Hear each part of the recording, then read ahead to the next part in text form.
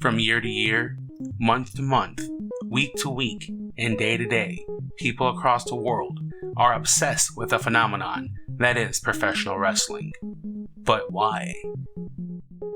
101 reasons to love professional wrestling. There are many components of professional wrestling that should be both understood and celebrated, in no particular order. Kayfabe. There are cultural norms that we just have to accept. One of these norms is pretending for the sake of children. We pretend that their faces are going to get stuck like that because seeing them make goofy faces can become tedious. We pretend to children that school does indeed not suck because we know the value of education. We pretend that certain holiday figures are real just to give children something joyous to look forward to. But what if that magic of being pretended to didn't have to end? It doesn't. At any age, we can suspend belief. It's a monster in a haunted house. It's getting lost in a great TV show or extra engaging video game. It's letting oneself enter a different reality to experience some magic. But there is someone behind that monster mask. There is someone writing that great TV show and someone programming that extra engaging video game. And to experience magic, a magician has their code. A code to protect the workings of the illusion that is presented. Professional wrestling has its own magician code in the form of a culture that is called Kayfabe. Kayfabe is the inside norms that the fraternity and sorority of professional wrestlers partake in to provide the magic and illusion that is professional wrestling. Basically, Kayfabe is maintaining the reality that what a fan sees is real. Professional wrestlers will use a glossary of terms to describe things that occur in their world. They will even use a cross between Pig Latin and Snoop Dogg's Izzle Talk that is aptly called Speaking Carney. There's even a handshake. In older days, Kayfabe would be taken seriously, with it being against the rules to allow a good guy and a bad guy to be seen together in public. Injuries would be presented as real on the streets. Good guys would be good, while bad guys, well, they would be bad. These superhero rock stars would tour the world, presenting themselves as the characters the fans paid to see. There is the argument that Kayfabe is dead. The modern fan goes behind the curtain of Kayfabe and uses those insider terms. They dive deep into the ratings of a television show, listen to industry-made podcasts, watch movies and shows that delve into the behind-the-scenes stories. And well, most fans think they know everything. But do they really? It's easy to say, yes, the business has been exposed. Kayfabe, as it was once known, may have been buried alive, but this does not mean the illusion is resting in peace. Professional wrestlers will still blur the lines of reality by utilizing social media to rile up the fans. Injury comebacks still surprise us. The anticipation for results are still intact. And there's always going to be things fans will not know that happen behind the curtain. While the world adapts and things change, Kayfabe has merely evolved. Professional wrestlers were once those superhero rock stars that abided by their own magician code. Now, not so much. Regardless, abracadabra, we are all still in on the joke. Pillmanizing. Eternalizing someone great is nothing new. Religious deities, war heroes, and iconic figures are immortalized through statues, fine art, and dedicated memorials. This is also common in sports. There are professional sport trophies named after past heroes. and the name recognition, like saying Kobe when sinking a jump shot. Professional wrestling is no different. The backstage area behind the entrance curtain is the gorilla position, named after the late great Gorilla Monsoon. NXT regularly presents the Dusty Rhodes Classic, as memorial tournaments have become a celebrated way to carry on the legacy of a fallen icon and friend. Naming things after those who made an impact in professional wrestling is a way to show respect and let legends live forever. Another contraption of this is naming certain moves after legends. There's the Luthez Press, the Gory Guerrero Special, the Vader Bomb, and it goes on, because professional wrestling cherishes tradition.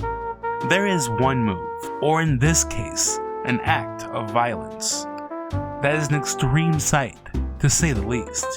Pillmanizing, named after the great Brian Pillman.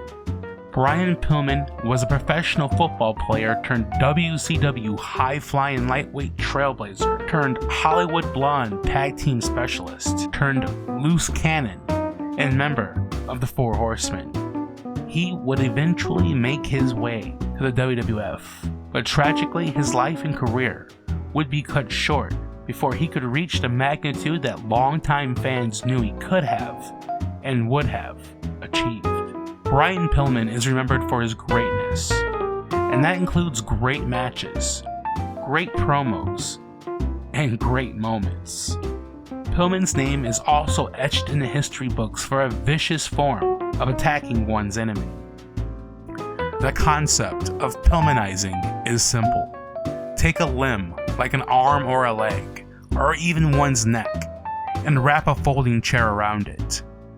Then, with a leap, sometimes from the ropes, the menacing heel stomps the chair. It fractures arms, it breaks legs, it snaps necks. It's a visual that leaves a huge impression on the viewer.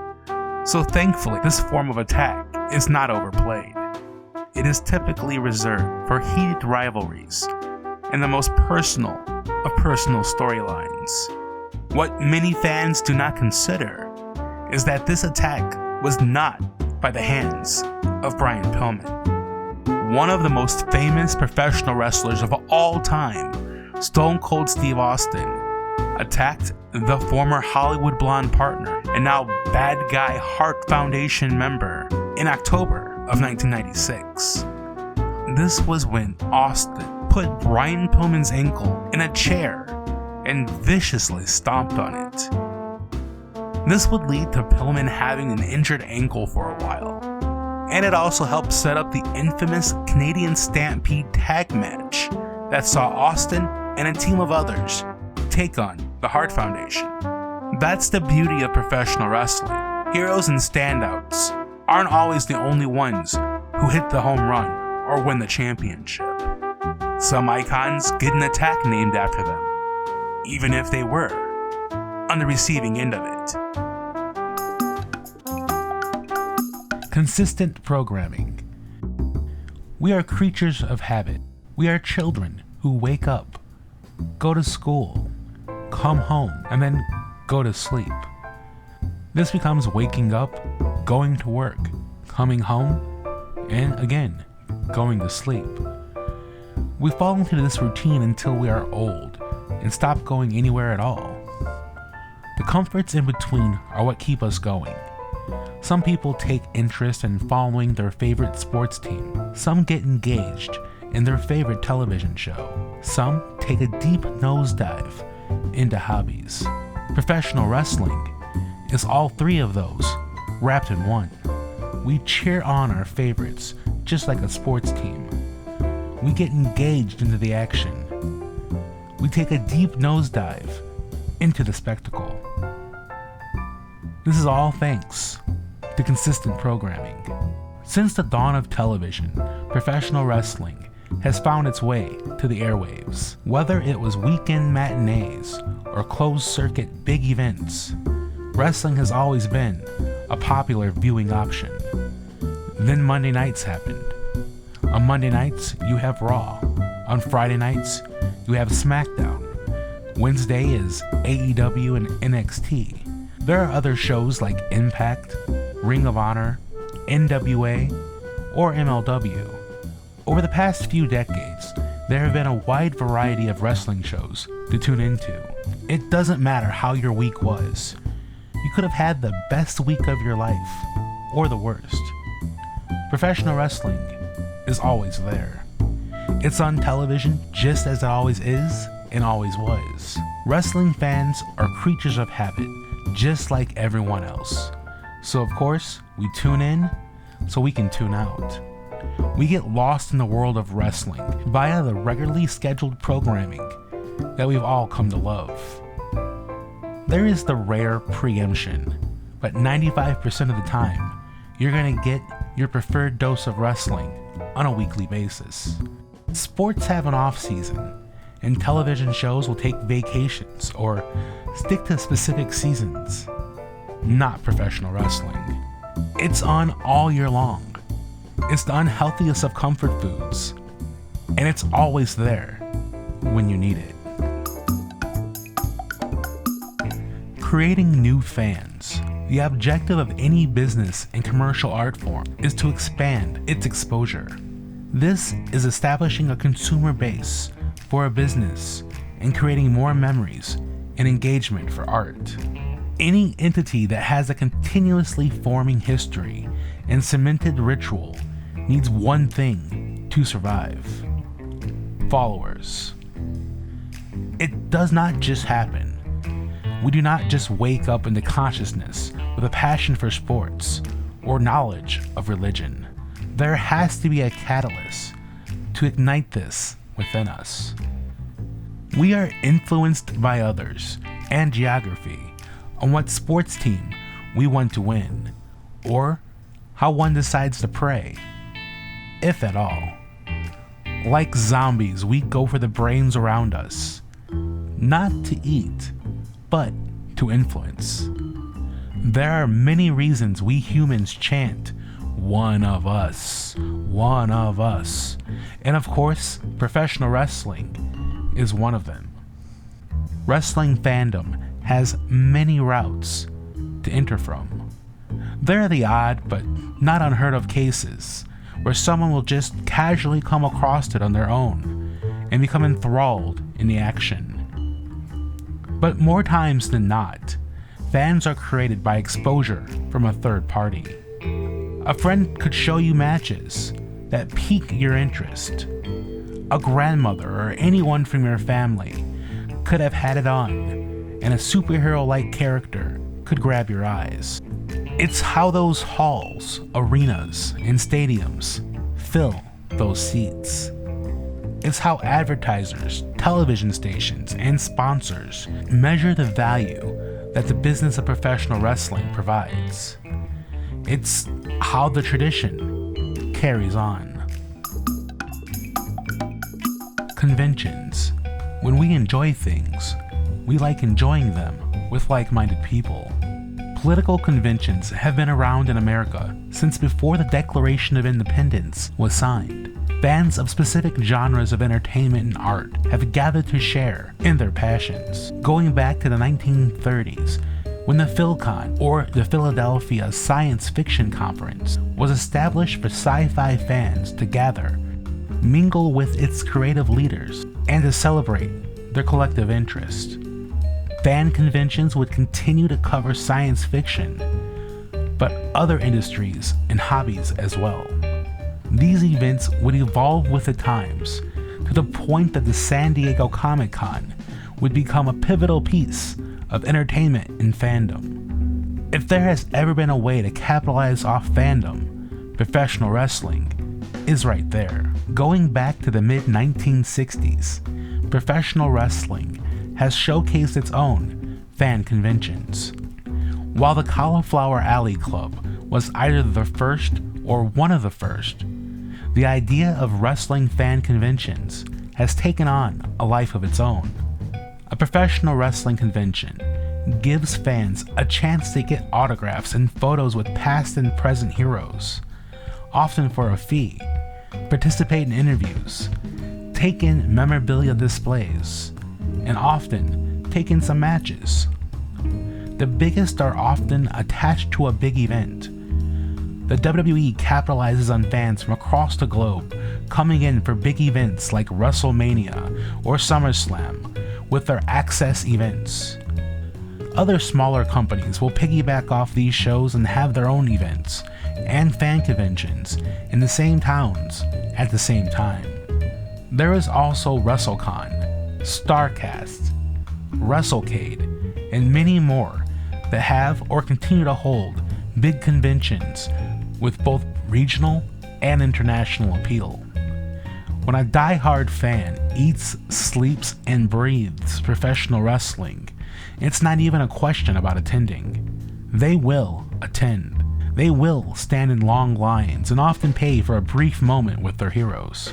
Outside of the shows themselves, there are not many events that embrace a community of fans with memory-making experiences.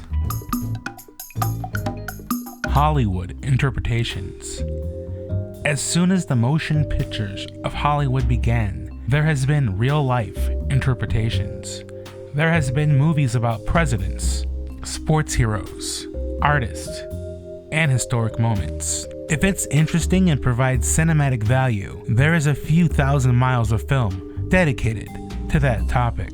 The production that is professional wrestling is something that is already cinematic, so it would only make sense for the world of cinema to want to present their own rendition of the squared circle.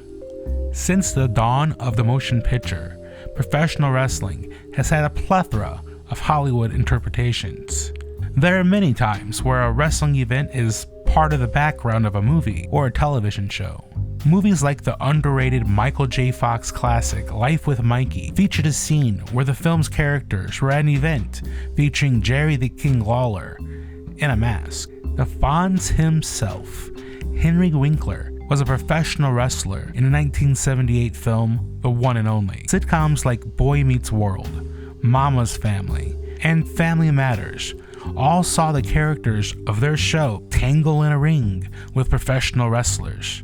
Triple H would appear on both The Drew Carey Show and The Bernie Mac Show. Stone Cold Steve Austin would appear in many different mediums, but most notably in the form of claymation for Celebrity Deathmatch. Even The Rock has a sitcom centering around his life, and he even played his own father on an episode of That 70s Show. Then there are cinematic depictions that center around the world that is wrestling. In 2006, Jack Black starred as the title character Nacho Libre, a silly comedy that is about a lucha libre character. Mickey Rourke starred in the 2008 film The Wrestler that showed a more realistic look at the life of a wrestler clinging on to mild success. The Netflix show Glow touched on the history of the gorgeous ladies of wrestling to both critical and fan acclaim. The WWE also has their own film division that has delved into the world of wrestling and even outside of it. But no matter what, their production features famous wrestlers getting some acting experience under their belts. The magic of a rolling camera is that virtually anything could be a topic that is being presented. There is no reason professional wrestling can't have some of that spotlight, as long as the production respects the art of what professional wrestling is. Wrestling fans will tune in and watch. Sneak attacks. Any entity at war seeks an advantage over their opponent. Catching them off guard is a great way to gain said advantage. A sneak attack is used to gain the upper hand over someone by attacking them when they least expect it. Sometimes, it's just a reckless attack of a fed-up foe. Other times, most of the time, it's when a bad guy knows they can't defeat their enemy on a normal face-to-face manner. They resort to the cheap antic of sneaking in their attack. It's not always a situation of bad guys being bad. A sneak attack could actually have various reactions. Like a Trojan horse at your door. When a sneak attack is considered good, the good guys are cheered on. But most sneak attacks are considered as something negative, like Pearl Harbor. The difference is definitely there. but the sneak attack in wrestling has had more of a connection with bad guys than good guys. It's considered underhanded, cheap, and disgraceful when someone attacks someone from behind. It's something the malicious Four Horsemen would do to gain the upper hand against their rivals. At the same rate, if it's the rare case when a good guy utilizes this practice, then it's seen as a big moment of comeuppance, like when Stone Cold Steve Austin would pop up and sneak attack his bad guy rivals like The Rock or Mr. McMahon. There's also the horrific moment when a good guy uses a sneak attack to turn on their fellow good guy. It can be as simple as an evil cowboy not wanting to follow the rules of a showdown, or it could be a vicious ambush. This is just part of the life that a professional wrestling character lives out. This could also be why professional wrestling characters are so bizarre, because when they least expect it, the next sneak attack could come out of nowhere. Blood. As a primal element of our existence, blood is something humanity holds in pretty high regard. Humans and a lot of other living beings function thanks to the blood that flows inside them. This red liquid life force brings oxygen to the body, as it is the fuel that allows the heart to beat on. It's a necessity for life, and the lineage we carry in it is our ancestral history. In the arts, blood is what a vampire drinks from their prey. In fact, there are very few horror genre movies that doesn't feature blood-stained scenes. In acts of violence, blood is drawn. This graphic scene is always alarming, but hard to forget. This visual also has an infamous history in professional wrestling. The visual awe that is blood in wrestling lets the audience know that the match they're watching is a serious fight. In the older days, wrestlers would get busted open the hard way. This means they would connect a few well-placed punches above the eyebrow to give the presentation of that bloody visual. This can result in a trickle, or it could provide a full-on crimson mask. Then there are wrestlers who would use a concealed piece of razor blade to slice themselves. Blading, gigging, juicing, or whatever term is preferred, has caused its share of shock and awe in efforts to tell the most compelling story and sell a match that much more. There are even times a cut goes too deep and a bloody face becomes a full-on bloodbath. Which of these methods is more barbaric is up for debate, but the end game is still the same. The dramatic effect of seeing blood in a match gives that suspension of disbelief an extra layer of realism. We know the value of blood, so when it's spilled, it's often spilled for a reason. Like anything, there is excess in wrestling.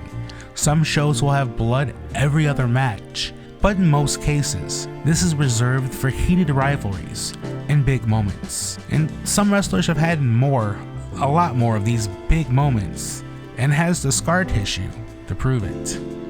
Most fans of professional wrestling are not bloodlusting animals, but it's in anyone's nature to understand the severity of blood. There are specific visuals that longtime fans will never forget. Stone Cold Steve Austin at WrestleMania 13, Cactus Jack and Mick Foley in those Japanese death matches, Terry Funk just being Terry Funk, Ric Flair's blonde locks always being soaked, Brock Lesnar beating the blood out of John Cena and Randy Orton, and of course the Great Muta going way too far with it in 1992. There has been many more gallons poured outside of these examples, and thankfully times have changed. Blood still happens, but not nearly as much. We will instantly see a referee put on medical gloves and approach the situation accordingly. But again, it still happens. These moments will always leave scar tissue on our collective memories. Magazines. The written word is a form of communication that has influenced society since symbols left in caves. There are books, pamphlets, and newspapers. The written word is used to inspire entertain, and inform. The earliest example of a magazine was a philosophy and literary collection launched in Germany in the 1660s. From there, magazines of every possible topic, theme, and lifestyle has made its way from print to shelf. Then over the past few generations, technology has evolved, while the printed word has seen a steep decline. Professional wrestling has rode this wave with everyone else. Before the internet, there was not many ways to find out about the world of wrestling, outside of shows and often outside of your own television signal. Even before the idea of trading VHS copies of shows with fans across the world, there was one way that fans could keep up as much as they possibly could with the world of wrestling. Magazines. Getting to read about territories outside of your own was done by reading about it in magazines. One of the earliest magazines dedicated to professional wrestling was a Chicago, Illinois-based magazine called Wrestling As You Like It. It ran from the mid-40s to the mid-50s before becoming Wrestling Life, and then running through the mid-1960s. Wrestling Review ran from 1959 until 1983. Inside Wrestling and The Wrestler ran from 1960s through 2013, surviving a very long time compared to the alternatives. This also brought us Bill Apter, a photographer turned editor that is credited for carrying the load of professional wrestling publications. One of the most renowned would be Pro Wrestling Illustrated. Launched in 1979, the magazine would feature highly acclaimed annual awards, a top 500 wrestlers list, and more that have kept fans talking and definitely kept them buying. Then WWF, WCW, and even ECW would have their own magazines centering around their specific company. Time would eliminate most of these publications, and, well, some of these companies. Fans of professional wrestling no longer have to wait for a monthly magazine to arrive in the mail or show up at a newsstand. The internet came and wiped that all away. Information would be put at our fingertips through the keyboard of a computer. Then it would be put into our pockets on a smartphone. There are still a few out there, but the magazine had seen its best days in the past. It's still a relic of professional wrestling history that the timeline of super fandom required to get where we are today. Big leaps. There is a sense of adrenaline, fear, and spectacle that goes hand in hand with extreme heights. There are those who climb mountains, perform as part of trapeze acts, and have occupations that require being high in the air. Like an astronaut utilizing a spaceship to exit the atmosphere, the human race takes on all limits. Neil Armstrong's "one small step for man, one giant leap for mankind" is embedded in history. The small step part is cool and all, but it's that giant leap that hits the soul. In professional wrestling, it's not one giant leap for mankind.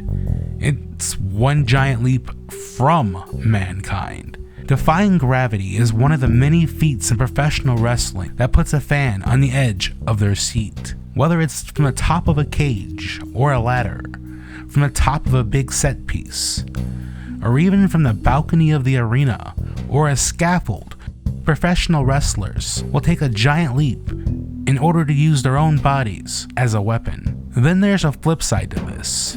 Sometimes someone gets thrown from a cage or a ladder, from top of a set piece, or really from any other elevated location. Throwing yourself off, or being thrown off, essentially has the same effect. There is that collective hush over the crowd. No one blinks, and every breath is held. Then there's the impact. The human spaceship lands.